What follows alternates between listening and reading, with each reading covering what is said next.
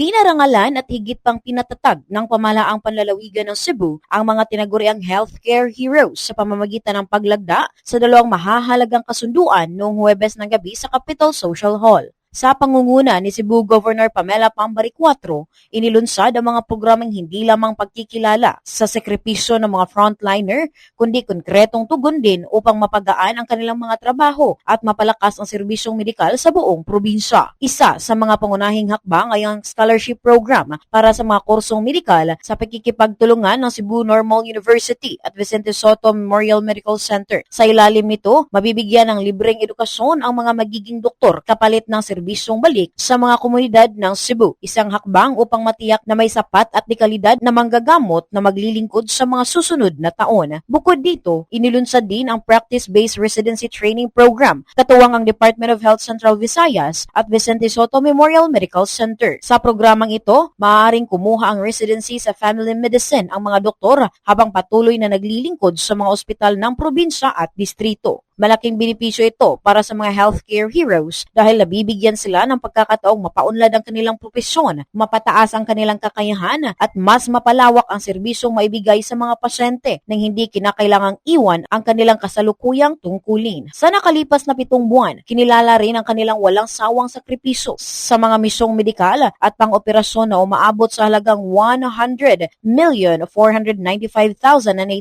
pesos at nakatulong sa libu-libong pasyente. Ayon kay Dr. Elise Nicole Catalan, ang anak ng gobernadora ng Cebu at siya ring Capital Piso Health Consultant, ang mga inisyatibong ito ay hindi lamang pansamantalang solusyon, kundi simula ng isang matatag, makatao at napapanatiling sistemang pangkalusugan na inuuna ang kapakanan ng parehong pasyente at ng mga bayaning naglilingkod sa kanila. Months, you have helped us extend healthcare across Cebu province through surgical missions, medical missions, and countless hours of service in our district and provincial hospitals.